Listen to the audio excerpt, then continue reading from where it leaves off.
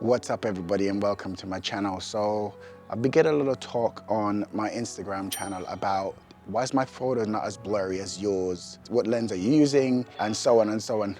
But most likely the people who are asking these questions are people who might have gone out and bought a new camera and bought the camera with a kit lens. Even when they're zoomed in at 100mm, the background is not as blurry as they would like it to be or how they were told it should be. And here's the thing about buying camera with kit lens, you get a variable aperture, not a fixed aperture. So a variable aperture means that the camera has a maximum aperture about 4.5 or 3.5 in some, and then it will stop down to 5.6 automatically once you've zoomed in. Now a fixed aperture lens will stay at the aperture set consistently regardless of how much you zoom or whatever. So with a fixed aperture lens, you're in full control of your aperture. So today I want to talk about aperture, which is responsible for bokeh or the soft background or the out of focus bits, whatever you want to call it. Aperture is responsible for that. However, there are other things that you have to take into consideration when using an aperture to get the desired out of focus areas. One, focal length also affects the depth of field and how close you are to the subject that you have in focus. So today I'm going to use three most talked about lenses to demonstrate how this works at their widest aperture, which is 1.4 on all of them, and maybe f8 to show you the difference in the background. Because even on a longer focal length, if you stop down to like a f8 or f10, the background might still have some blur, but that's all because of the focal length. But I hope with this exercise I'll be able to demonstrate that to you today. The three lenses I'll be talking about is the 35mm 1.4 by Sigma Art, the 50mm 1.4 also by Sigma, and the 85mm 1.4 L lens by Canon. Now, before I get into the exercise so I can explain to you guys how this all works, I want to be clear about one thing. This result is only achievable while using a full frame sensor. It will not be the same on a crop sensor, i.e. if you're using a Canon Rebel or a Canon 200D or 850D, they come with a 1.6 crop factor. So your depth of field would be affected slightly, so just bear that in mind. Or if you're using a Sony or a Nikon, their sensors on a crop sensor is a 1.5. So it's just a lot of things you have to take into consideration. But today we're talking about how these three lenses, depth of field, are affected at their widest aperture and probably at a f8 or f10. First up is the 35mm, and as you can see, it's at its widest aperture. It's at 1.4. As you can see, it does have a little bit of background separation because at 1.4 on most lenses, you will get some background separation. So guys, if you're not getting the desired bokeh that you want, it's purely because when you zoom in on your lens, even if you're at 135mm, you're probably at an f5.6. and you're on a crop sensor again, so all of that makes the bokeh not as delicious as we would like to call it. So now I'm gonna stop this lens down to about an f8 and you will be able to see what the difference is. So 1.4.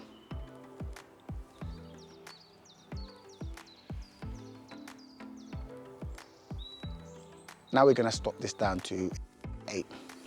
Right, so now I'm back at f8 and this now should have me and everything else in the frame showing a lot more details. And this is because f8 is one of those apertures that do introduce a lot more details into the lens, but more so on the wider lenses. If you use f8 on a longer lens, it will have some slight background separation. So now I'm gonna swap out the lens. I'm gonna put the 50 on and I'm gonna put the 85 on later.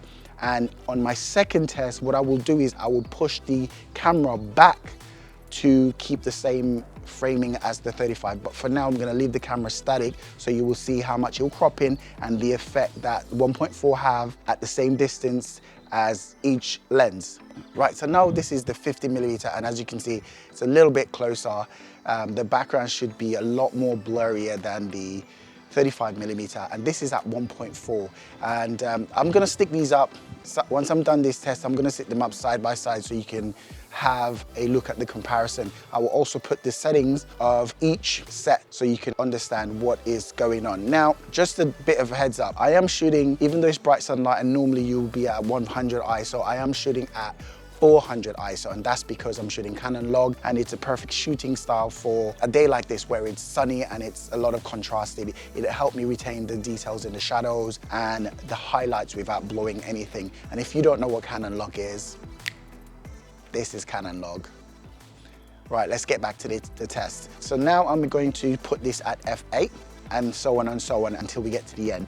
Now we are at f8 on the 50mm, and you should see a lot more background in this setting, but not so much as the 35 allowed you to see.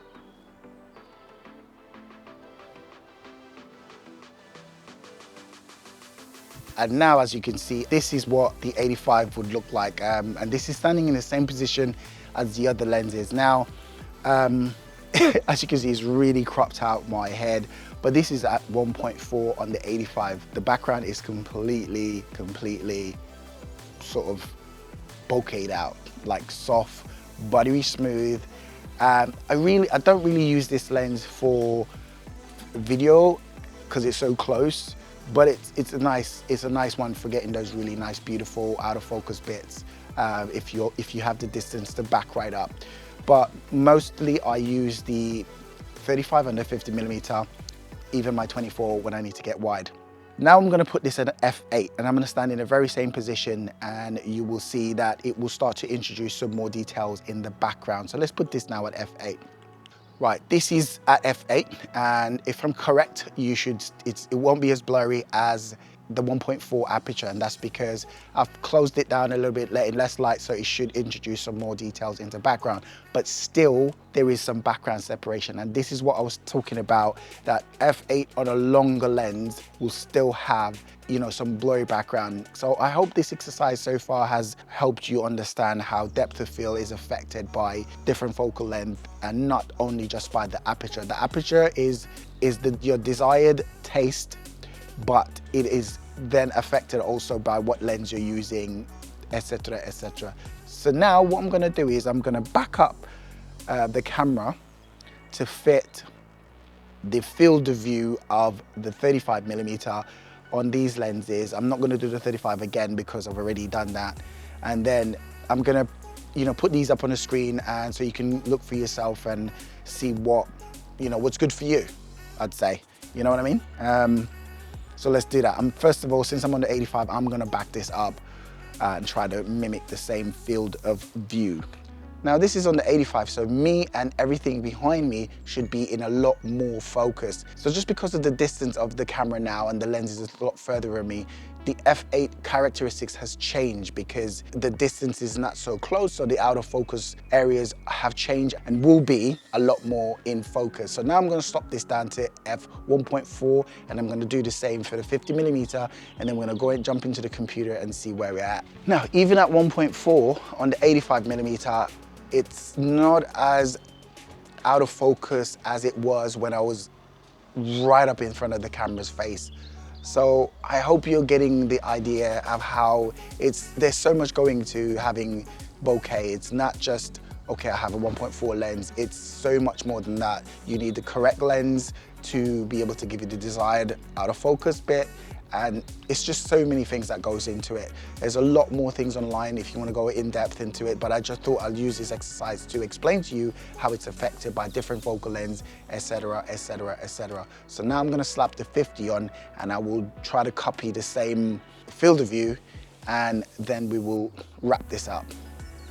And again, guys, I'm now at f8 on the 50mm lens, and as you can see, it's pretty much probably behaving like the 35 looks, and that's because there's a lot more to apertures and lenses choices than you guys think. It doesn't just, not because you have a 50mm lens that is an f1.4 or f2, it will not behave like you want it to until you fully understand how aperture is affected by these three things. So now we're back on the 50mm at the same framing, or of the same field of view of the 35 would capture me.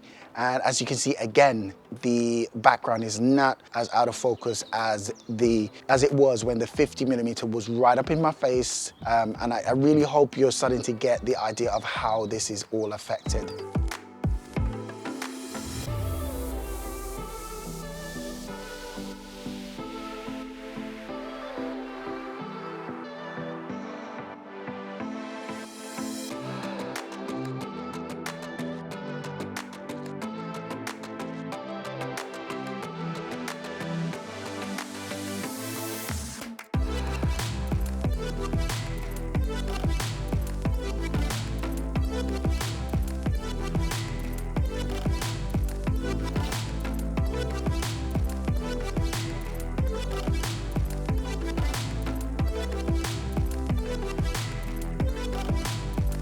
So I'd like to wrap this up by saying, guys, I hope this exercise was very helpful to you guys on Instagram that's been asking me questions about why my lenses are not blurry enough even though I have a 135mm lens. Here's the thing, guys, when you're on a crop sensor camera, it's a lot more difficult to understand how this all works because you have to multiply the length of the lens by the crop factor. So, you know, if you are on a 1.6 crop, you have to multiply the focal length that you're at by the length of the lens, and you also have to multiply the maximum aperture by that crop also, because the aperture behave differently on crop sensor. So even a 1.4 on a crop sensor body will not behave the same as a 1.4 on a full frame camera if you're using the same focal length. The depth of field will be different. It will not be as blurry. You will have to have a faster lens, maybe a 1.2 or a 0.95 aperture to mimic that of a 1.4 of the same lens on a crop sensor. Yeah, it's all getting called quite technical now. So I'd like to really reach out to my subscribers who already subscribe, and if you're new here, thanks for coming and joining me, and I hope that you guys can keep smashing that like button, smashing that subscription button, and you know, help me build those numbers to keep this channel going. Once again, from the bottom of my heart, thank you so much, and on this beautiful spring day, have an amazing day. Peace. I'm out.